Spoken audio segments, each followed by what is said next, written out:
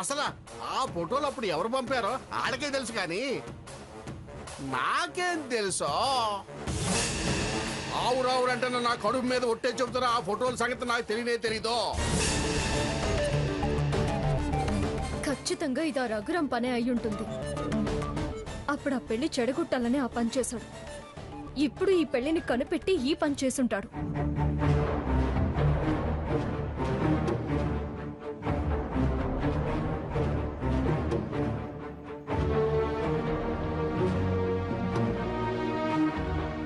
నిజం ఒట్టు. నాకు ఏ ఫోటోల సంగతి తెలీదు. నన్ను నమ్మొదినా.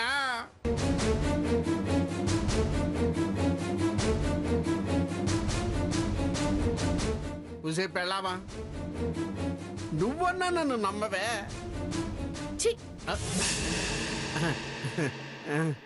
అన్నయ్య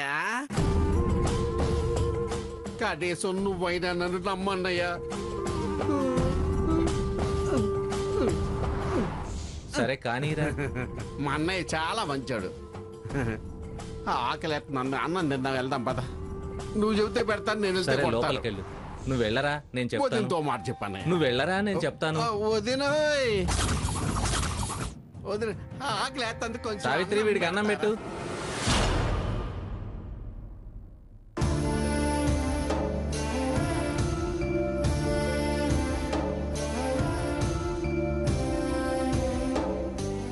సీత,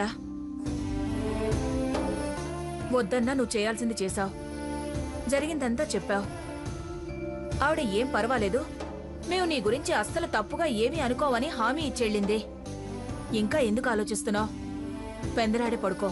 మళ్ళీ తెల్లవారుజామున లేచి వెళ్ళాలి కదా. ఈ హడావుడి ఏర్పాట్లే నాకు నచ్చడం లేదమ్మా. నాకు చేయక తప్పడం లేదు. This is too much. నువ్వెలా సరే అన్నావమ్మా? అదేంట్రా, ఒక్క సీతకి తప్ప అందరికీ తెలిసిన విషయమే కదరా. ఇందులో తప్పేముంది?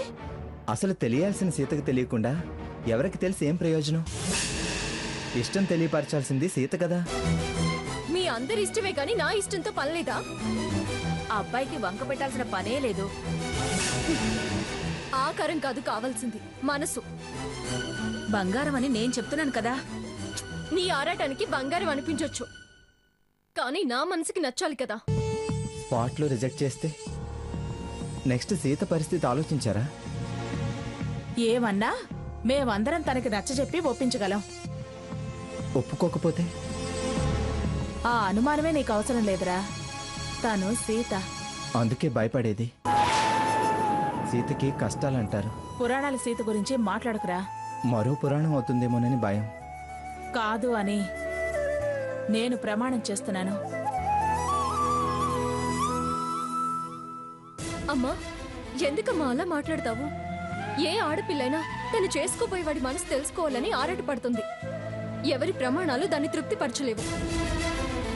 నువ్వు అందరు ఆడపిల్లల్లా కాదనేగా, మా మాట వింటావనే కదా మేము అనుకునేది. వినే సందర్భాలు, వినని సందర్భాలు అని కొన్ని ఉంటాయి కదా.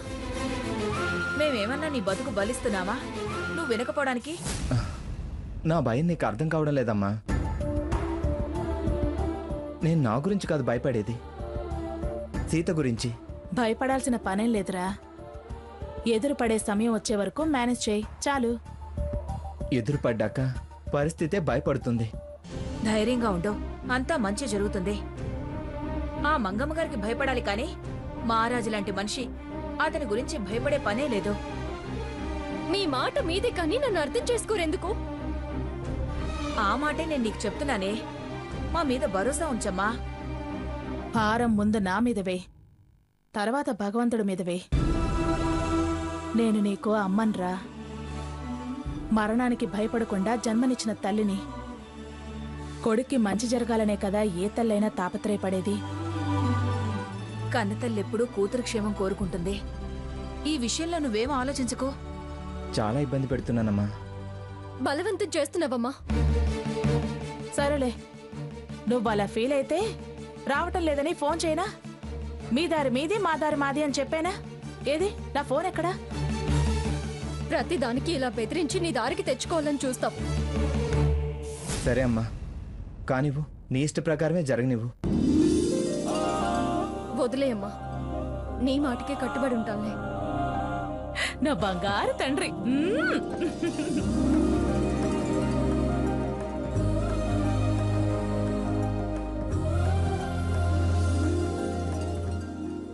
సరే సరే, పెందలాడే పడుకో, రేపొద్దునే లేపుతాను.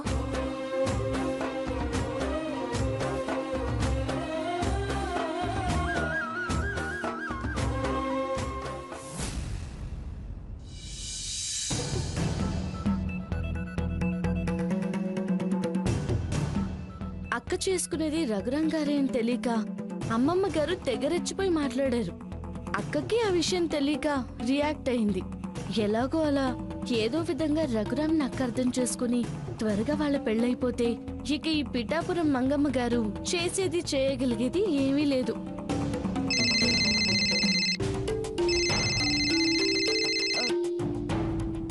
శారదాంటి గారు. స్వర్ణ, చెప్పండి ఆంటీ.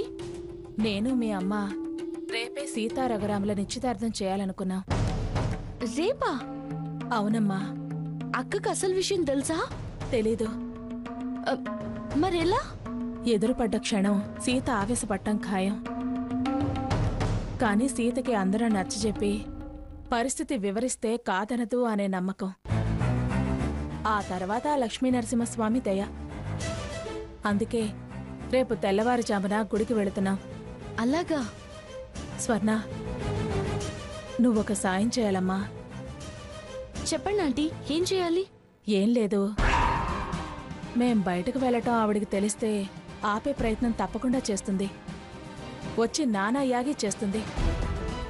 అందుకే రేపు ఒక్క పూట ఆవిడ బయటకు రాకుండా ఏదో ఒక ఏర్పాటు నువ్వే చేయాలి. ఎలాగైనా ఆవిడ్ని రాకుండా ఆపాలి. నేను ఆపగలనా? ఎలా ఆపాలి? విషయం తాతగారికి చెప్పు, ఆయన ఎలాగైనా ఆపగలరు. సరే ఆంటీ, జాగ్రత్తగా వెళ్ళండి. అక్క ఆవేశపడినా నచ్చజెప్పి రేపు నిశ్చితార్థం జరిగేలా చూడండి. సరేనమ్మా, కానీ నువ్వు మాత్రం నేను చెప్పినట్టే చేయాలి సుమా. అలాగే ఆంటీ. ఉంటానమ్మా.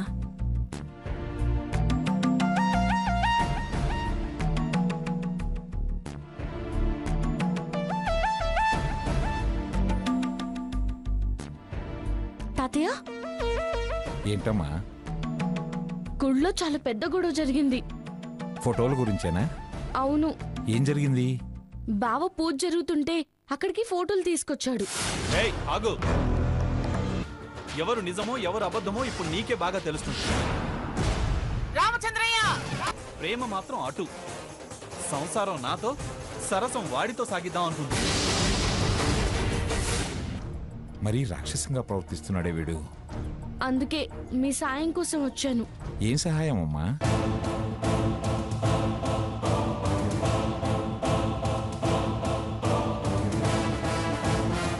సరే, దాన్ని రేపు బయటికి వెళ్ళనియొద్దు, అంతేగా? అంతే. ఎలా?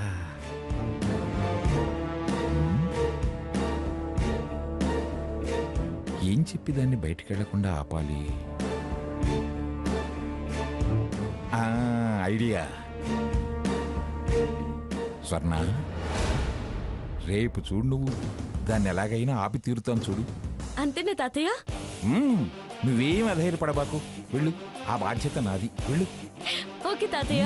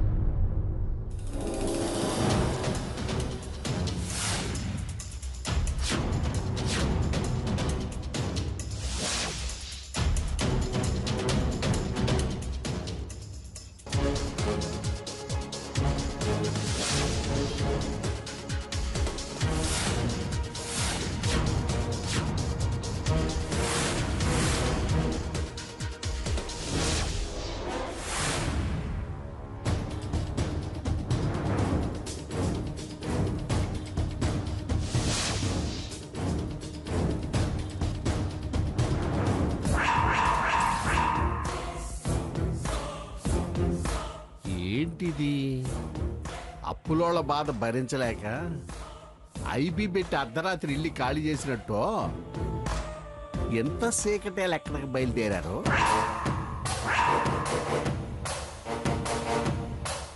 మీరేదో పెద్ద ప్లాన్ మీద వెళ్తున్నారు. మీరు ఏ విషయం నాకు చెప్పకపోయినా ఈ విషయం మంగమ్మ గారికి గనక నేను చేరెత్తే మీ అంతు ఆవిడ చూస్తుంది.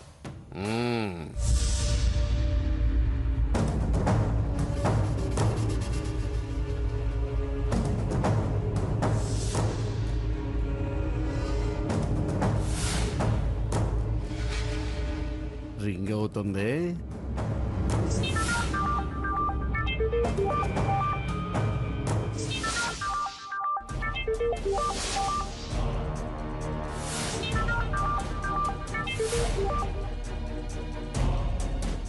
ఏంటిది? కనకమాలచ్చు ఫోన్ లిఫ్ట్ చేయటం లేదేంటి?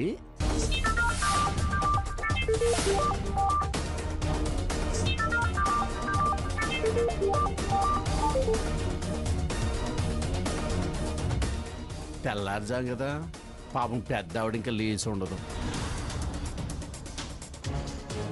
ఈలోపు మంచి చిక్కటి కాఫీ పెట్టుకుందాం.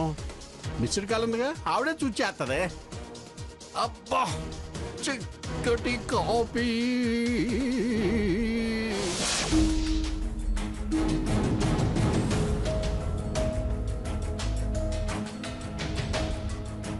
సీత ఏదండి వదిన గారు?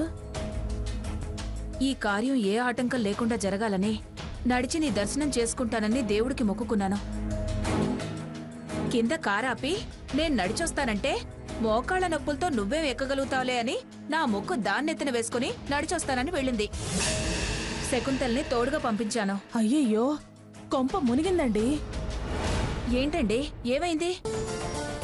మావాడు కూడా ఇక్కడ నన్ను దించి నేను మెట్లెక్కొస్తానని వెళ్ళాడు. అయ్యో, అలాగా? ఇప్పుడెలా? అదే నాకు అర్థం కావడం లేదు. వాళ్ళిద్దరూ కానీ ఎదురుపడి గొడవ పడితే మనం చేసిందంతా బూడిద పాలవుతుంది. శకుంతల తోడుంది కదమ్మా, ఏమీ కానివదలే. అదేదో నా భయానికి ఆగుతుంది కానీ శకుంతల్ని లెక్క చేస్తుందా? ఇదేదన్నా అనరాని మాటలంటే?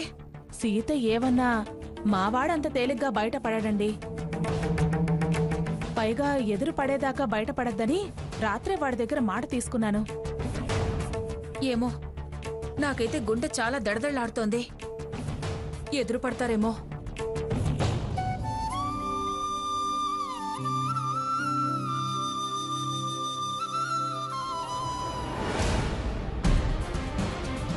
హలో సీత గారు.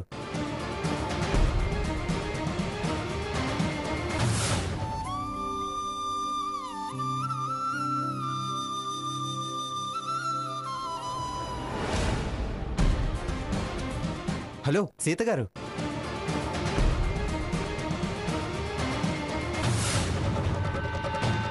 యో స్టూపిడ్, నువ్వా? నువ్విక్కడికి ఎందుకు వచ్చావు? ఎందుకిలా నన్ను ఫాలో అవుతూ నా గురించి డీటెయిల్స్ తెలుసుకొని నా లైఫ్ స్పాయిల్ చేయాలని చూస్తున్నావు? ఏంటండి, ఎందుకు నేను కనిపించినా పలకరించినా అంత ఫైర్ అవుతారు? ఫైర్ అవ్వడం కాదు, నిన్ను గొంతు పిసికి చంపేయాలనిపిస్తుంది. సీత, నువ్వు బాగు పిన్ని.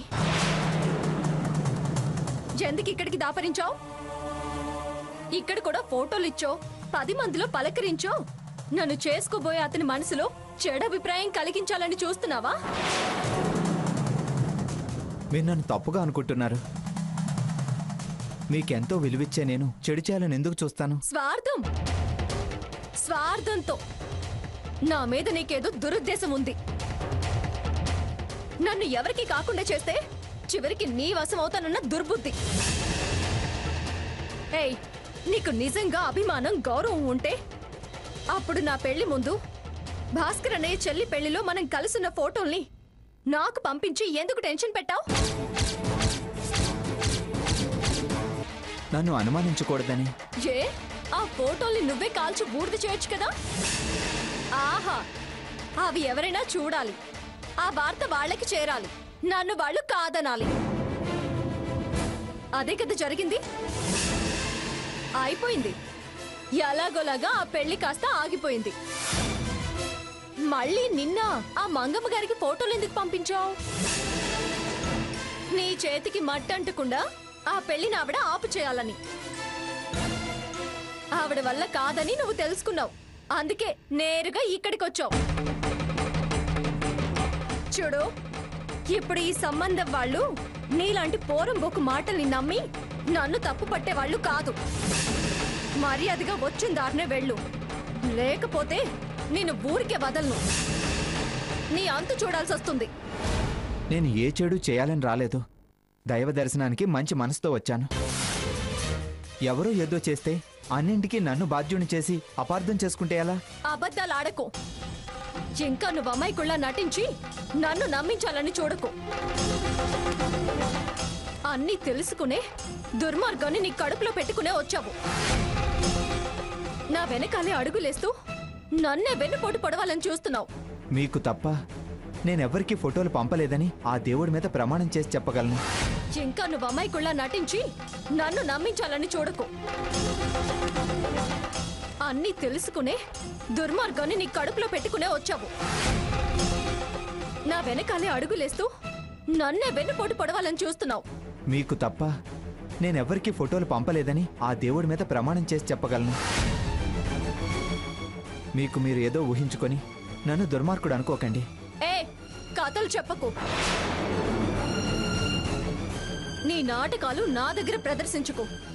నీకిప్పుడే రావాలని ఎందుకు అనిపించింది? హ, అంతా దైవ సంకల్పం. దానికి నేనేం చేయను? దేవుడి ఆజ్ఞ, నా తప్పేం లేదు. ఆజ్ఞ కాదు, నీ దుర్మార్గపు ఆలోచన. సీత దేవాలయానికి వచ్చానంటున్నాడు. మనకెందుకు? మన దారిని మనం వెళ్దాం. నీకు తెలీదు పిన్ని. నా దారిన నన్ను నడవనివ్వకుండా కావాలనే ఇలా అడ్డంకులు కల్పిస్తున్నాడు. మనసులో ఏముందో బయటపడి చెప్పినవాడు దైవం దర్శనం అనగానే నువ్వు నమ్మొచ్చేమో గాని నేను మాత్రం నమ్మను. ఏయ్, ముందిక్కడి నుంచి వెళతావా వెళ్ళవా? నేను ఇక్కడి దాకా వచ్చాక వెనక్కి తిరిగి వెళితే దేవుడు శపిస్తాడు. శపిస్తే అనుభవించు. కానీ ఇలా నా వెనకాలొచ్చి నేను శపించేలా చేసుకోకు. పోనీ ఒక పని చేయండి, మీరు ముందు నడిచి వెళ్ళండి, నేను కాసేపు ఆగి వెనకాల వస్తాను. వెనక ముందు అని కాదు, అసలు నువ్వు రావద్దు. వెళ్తావా వెళ్ళవా? వెళ్ళనండి, వెళ్ళడం కుదరదు. అయినా గుడికొచ్చిన వాళ్ళని వెళ్ళమనడానికి మీరెవరు? నేనొచ్చిన పని పూర్తి కానిదే వెళ్ళను కాక వెళ్ళను. సీత అతనితో వాదనెందుకు? పద వెళ్దాం. రామ్మా, నువ్వు వెళ్తావా లేదా మమ్మల్ని వెళ్ళమంటావా? మీరు వెళ్ళండి ఆంటీ, నేను కాస్త గ్యాప్ ఇచ్చి వెనకాల. రావద్దు, రావద్దు అంతే. సీత పదమ్మా. హలో సీత గారు, నా మీద కోపం నడక మీద చూపించకండి, మోకాళ్ళు పట్టేస్తాయి. Shut up. పద పిన్ని.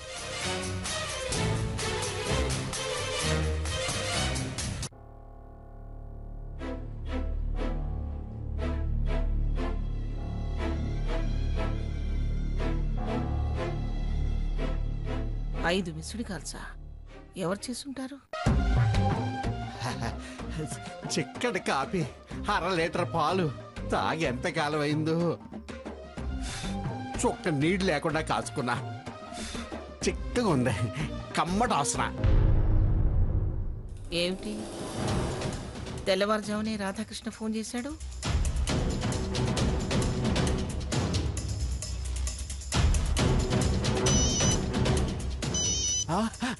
అమ్మో, కనకమాలొచ్చి. హలో అమ్మా, నమస్తే అమ్మా. ఏం జరిగింది? తెల్లవారుజామునే ఫోన్ చేశావు? ఏం చెప్పమంటారమ్మా? ఎక్కడికి వెళ్తున్నారు, ఎందుకు వెళ్తున్నారో చెప్పకుండా తెల్లారుజామునే మోటాముళ్ళు అన్ని సర్దుకుని మా అన్న, వదిన, సీత, నా పెళ్ళం అందరూ వెళ్ళిపోయారమ్మా. తెల్లవారుజామునే బయలుదేరి వెళ్ళిపోయారా? అవునమ్మా.